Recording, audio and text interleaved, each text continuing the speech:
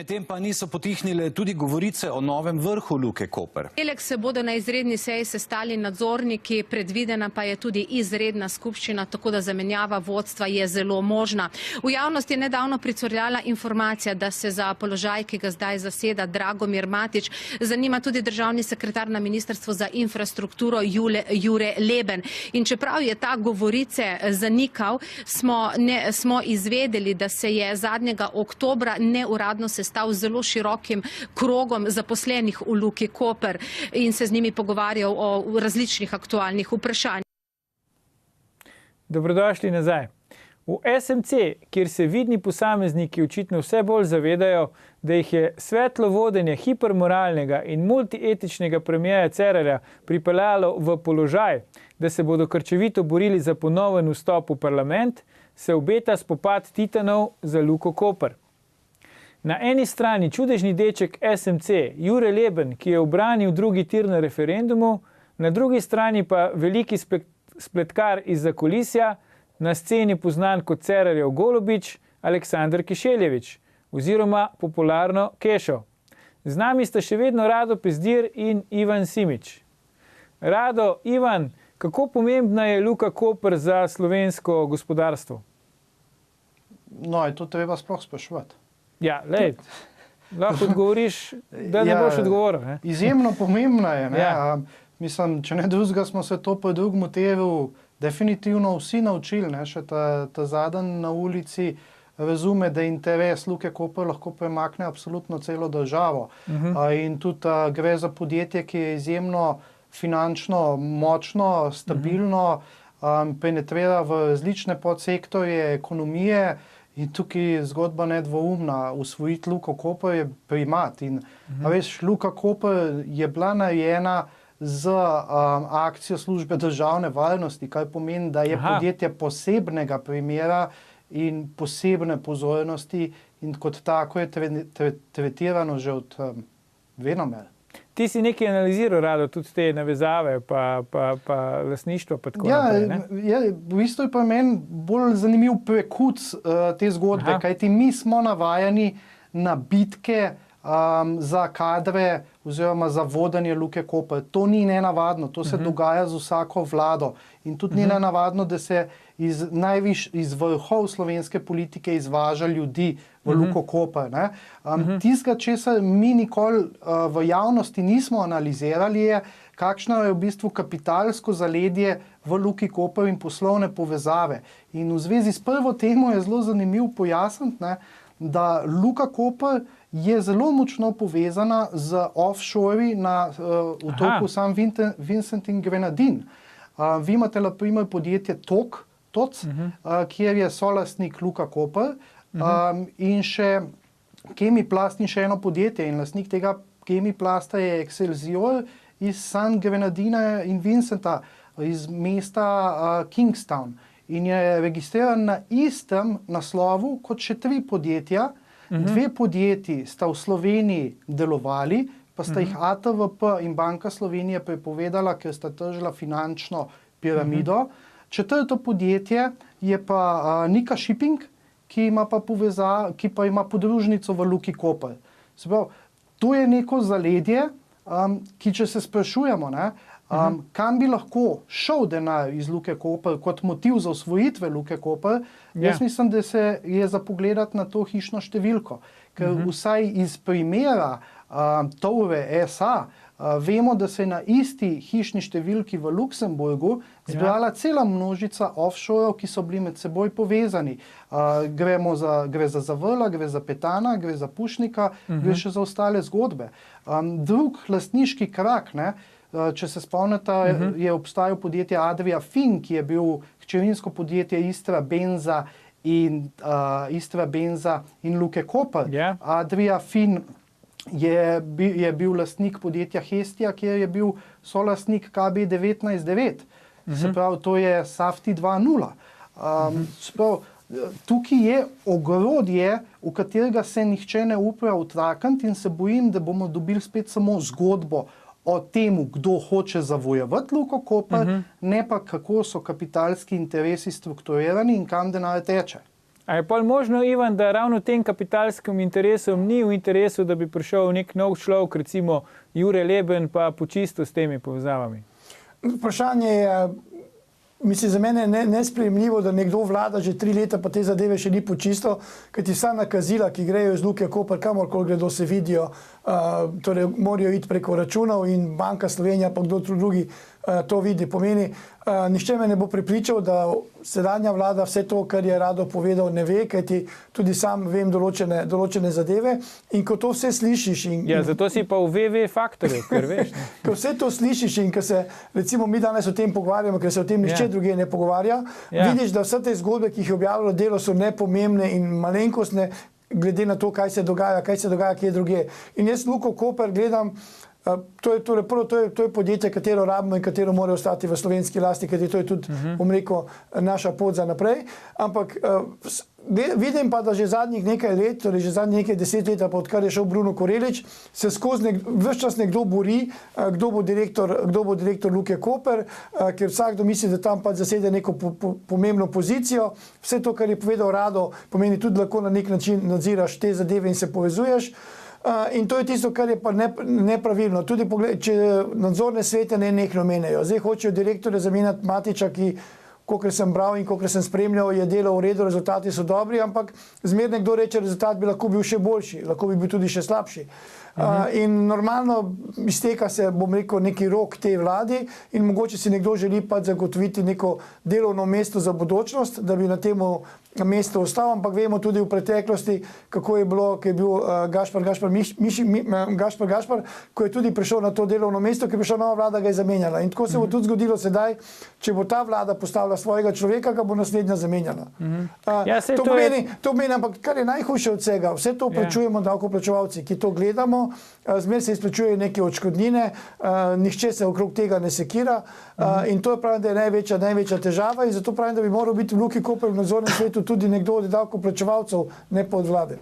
Ok, to je en možen vidik, Ivan, ne? Ampak po drugi strani, veš, vsi v Sloveniji ne razmišljajo tako kot ti, ko si rekel, recimo Luka Koper mora ostati v slovenskih rokah, ne?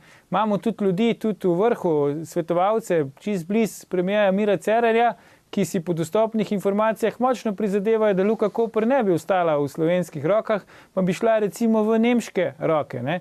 In imajo posluh za to tudi nekateri člani nadzornega sveta Luke in tako naprej, ne? Tako da mogoče ni stvar tako črno-bela, veš, samo v tem smislu, nekdo si išče službo, ampak mogoče gre vendarle za še neke širše interese zadaj, ne? Če bodo postali tujci lastniki, potem ti, ki se zdaj borijo za te službe, ne bodo več imeli pristopa, kajti mogoče še nekaj časa bo kakšen Slovenec na vrhu Luke Koper, potem bodo oni postavili svojega. Do služb ne, ampak do denarja pa, ne? Saj vemo, kako so te zgodbe pri prodaji slovenskih podjetij v tujino šle, ne?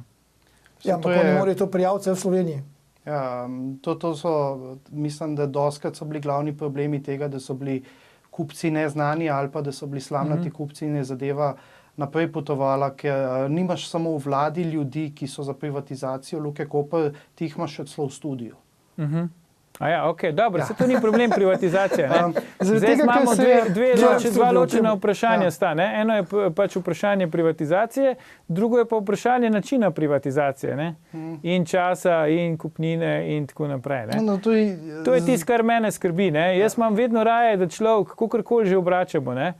Pač itak je odgovornost nadzornega sveta in lastnikov, če ga postavijo, ne? Ampak če ga postavijo, da saj vemo, kdo je odgovoren, ne? Ne pa, da imamo mi situacijo v Sloveniji, kjer so neki tako rekoč brezimni svetovalci premierja v kabinetu, ki niso šli na volitve, ki niso na javni funkciji, ki ne odgovarjajo javnosti, ne, ki niti poročila o premoženjskem stanju recimo ne oddajajo in ki vlečejo vse poteze, ne. To se mi zdi problematično. Zato je pozicija svetovalca najboljša pozicija v vsaki vladi. Jaz mislim, da je problem z Luko Koper še en in sicer mogoče ne vidimo te dimenzije takoj, ampak recimo v Luki Koper je imelo predstavništvo podjetje Danzas iz Švice, ki ga je ustanovila služba državne varnosti. To je bilo podjetje, ki je upravljalo logistične posle in dokumentacije in se je končno leta 2002 znajdla na italijanski obtožnici zoper Mila Đukanovića in ostale v vezi z državnim švercom cigaret v tej državi. V tej Luki Koper je imel svojo podružnico oziroma predstavnika tudi Stanko Subotić Cane, srbski poslovnež, ki ga povezujejo z švercom cigaret v času Miloševića in z ubojem Pukanića. Tako da hočem reči, da mogoče prehaja Luka Koper tiste dimenzije, ki jih poznamo. In jaz mislim, da mi v Luki Koper v tej državi še nismo spregovorili resnično in ne vemo, kaj vse Luka Koper točno je in kakšni interesi se pokrivajo, podobno kot hobotnica, ki se danes imenuje Gorenje. In da bomo presenečeni in ko bomo enkrat to odkrili, bo jasno, zakaj ni privatizacije, zakaj je vodena in upravljena Luka Koper izrazito nestabilno z nešteto političnimi diskrecijami. Ok, ampak zdaj, če vas takole vprašam, ali po vajinem mnenju se zdaj s to aktualno situacijo, s temi potezami pa to SMC vrača v čase LDS in ali postaja Aleksandar Kešeljević, pač Gregor Golobič, Mira Cerarja? Mislim, da preveč vidiš. To je enostavno en obrazac, ki se odvije vedno, ko neka stranka dobi oblast. Gregor Golobič je poteze vlekel praktično 20 let. Mislim, da Kešeljević ni ta material in tudi ne more postati, ker je bil zaradi notranjih obračunov razkrit in na radarju že davno nazaj, kar mu preprečuje, da bi res optimalno lahko sploh delal svoje poteze, če ne bi bile to Golobičevske poteze. Kaj ti praviš, Ivan? Ja, jaz sem presenečen, ga slišim vse te povezave, kaj ljudje počnejo, bom rekel, v ozadju. Namesto da bi šli na Ciper in ustanovili podjetje, jaz te čisto razumem. Tam tega ne bi mogli delati in tudi ne bi mogli, tam bi bil drug problem, ki bi morali recimo kjerkoli bi delati, ne govorim samo o Cipru. Tudi ko ti ljudje odprejo svoje podjetje in začnejo v Sloveniji delati, ko niso več prisesani na neke, bom rekel, državna podjetja in tako naprej, se izgubijo. In ne znajo delati in tako naprej. Tako da lepo, zato je taka borba za oblast, zato je taka borba imeti neko pozicijo in biti blizu in delati z državnimi podjetji. Saj, če pogledamo preko Erarja, kdo dela z državnimi podjetji in kakšni so to prilivi, je vse jasno, kdo komu krije hrbet, kdo za koga dela. Kdo, Ivan, imamo še toliko časa, kar povej, kdo? Ne, imena ne bom povedal. Vsak lahko gledno Erar.si, pa naj se malo igra. Rado, ko mi čaka, izvoli, Rado. Rado naj poje. Vsi vemo, da tukaj obstajajo ljudje, kot so Kocijančič, Zemljavič, Miklavčič, etc. To ni nič posebenega. Vemo, kdo so ljudje vpliva, Isajlovič in podobno. Ampak zakaj vemo, teh kdo je pol ni? Bobinac, vemo. Zakaj jih ni v rajskih dokumentih, Rado? Ja, zato, ker ne rabijo iti tja, oni imajo vse tukaj. Ja. Nimam več kaj dodati k temu, kar je Ivan rekel. Poželil mi je argument. A je pol rešitev, da gremo mi tja? Mi ostali, ki nimamo nič? Ali kako? Ne, rešitev je, da moramo sistematično začeti razkrivati zgodbe, ki pojasnjujejo, kakšna je naša ta prava realnost. Kje so poslovne povezave, lastniške povezave, kam odteka denar in odkud se niti vlečajo. Leta 2017 nam je jasno samo to, da ničesar ne vemo. Ne vemo, koliko zelo prepletena in ugrabljena je Slovenija. Ampak se vama ne zdi recimo problematično, da eno tako veliko podjetje, smo rekli, pomembno podjetje za Slovenijo, strateškega pomena, tako in drugače, ne zna niti postopka izbora revizijske hiše tako speljati, da ne bi bilo v tem resnih dvomov? To je pa posledica tovrstnega upravljanja podjetij. Ali pa mogoče, da je nekdo namerno zakompliciral, da je lahko rekel, da je komplicirana, pa da lahko nekoga ruši zaradi tega. Ampak kaj je lahko tu kompliciran, Ivan, mislim to?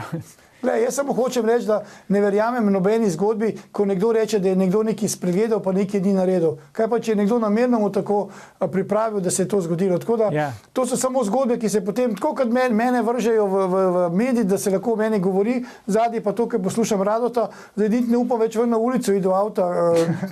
Ne, Ivan, jaz te lahko pomirim, tudi to so samo zgodbe, veš. Če zdaj izpeljamo tvoj argument do konca, politik neč, se ne rabimo neč sekirati, ker neč ni res. Tukaj zadeve so vendarle malo bolj, bi rekel, decidirane. Skratka, meni se zdi problematično, če nekdo znotraj nadzornega sveta pomembne družbe v javni lasti forsira revizijsko hišo, ki je že revizijska hiša neposrednega konkurenta te iste družbe in hkrati potencialnega bodočega kupca. To se pač meni zdi problematično, veš. To po moje ni zgodba, ki bi ti jo lahko nekdo nastavil, ker je preveč stvari da bi mogli kle nastaviti. Veš, jaz ne morem nastaviti Hamburga za pristanišče. Hamburg je že pristanišče, ne? Ampak če ti izbereš istega revizorja, to je zelo lepo speljana potka. Ta revizor, ki je tudi revizor od morebitnega bodočega kupca, bo upravil pregled, sploh se ne rabiš kaj dosti ukvarjati s skrbnim pregledom. Se že imaš pred začetkom skrbnega pregleda narejen majhen skrbni pregled. Plus tarča ti plača ta skrbni pregled, nekaj je pa še boljš, ne? Dobro, se pravi, Rado, če te prav razumem, ti praviš, da kadri niso glavni problem Luke Koper, da so še hujši problemi tukaj na Luki, ampak kaj pričakuješ, da se bo pol zgodilo recimo v prihodnosti? A bo šlo v smer pač tega, da se bojo sam kadri menjavali, ali bo tudi kakšna bolj strukturna sprememba? Velika sreča je naravna danost, znotraj katere posluje Luka Koper, ki zagotavlja cash flow, tako kot Petrolu zagotavlja cash flow, de facto državni monopol. Vse ostalo mislim, da bo izjemno nestabilna konstelacija, ki bo dajala rente in za te rente bojo vedno obstajale politične bitke. In mislim, da ne bo vlade, ki bi to prekinila, in mislim, da ne bo privatizacije, ki bi to razčistila, ker nihče se ne bo lastni renti odpovedal. To je absolutno nemogoče in žalostna stvar je, imeti tako poslovno priložnost, ki lahko generira toliko enih pozitivnih eksternalij v okolju, pa se to vse porazgubi po davčnih oazah, ki jih ne popisujemo, ne razjasnjujemo, ampak najdemo Ivana Simiča in ga buzeriramo in pretepamo po medijih kot slepilo za zgodbe, ki se res odvijajo pred našimi očmi. Evo, odličen zaključek današnje oddaje. Spoštovana komentatorja, najlepša hvala za vajine cenjene komentarje. Cenjene gledalke, spoštovani gledalci, ostanite z nami. Po oglasih vam bomo namreč pokazali, kako je javna RTV postala Škrabec TV.